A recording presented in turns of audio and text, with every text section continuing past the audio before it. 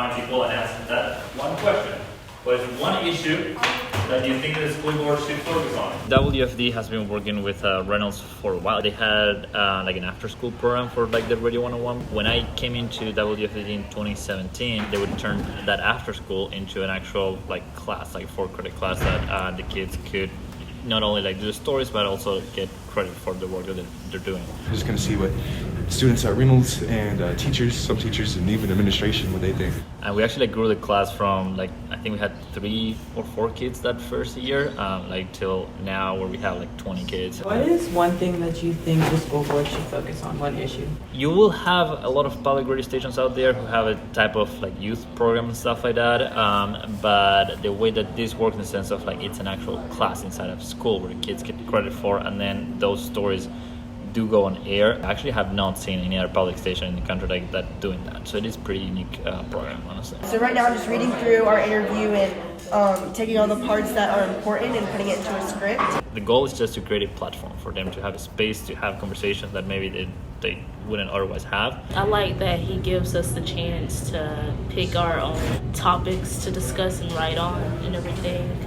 He kind of like, gives us our own leeway to do what we want, and then he guides us. Because you need to be able to lead it into, I didn't want it. I listen to the radio all the time, I listen to news, I read articles. It gives me an idea on the process of it.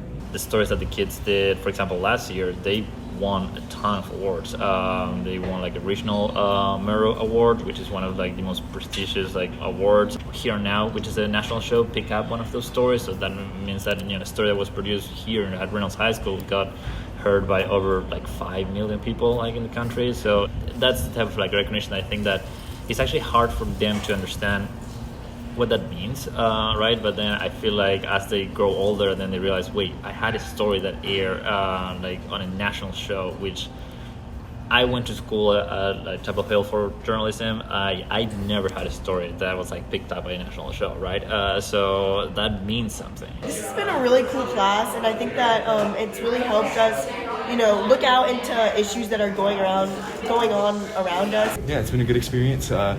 Anybody that wants to take radio, I'd say go for it. What I especially like is to see how the kids evolve. Let's be honest, these kids are not listening to public radio. So for them, that first encounter is kind of like weird, and then as they progress and they get to, figure out how to tell the story, and at the end of the semester, you really see them change throughout the entire time. So that to me is it's really satisfying. I think it's a tremendous program. As we think about the incorporation of 21st century skills, Mr. Masinavi connecting students with issues that are important and relevant in their community, it allows them to engage and learn in different ways, and I think the learning is deeper and more meaningful because of that. The audio that you recorded, put in the Google Drive. That classroom is a place where the First Amendment still matters, and there's no issue that is off the table. We say that yes, we're training the next generation of journalists, which might as well be some of them might become journalists, but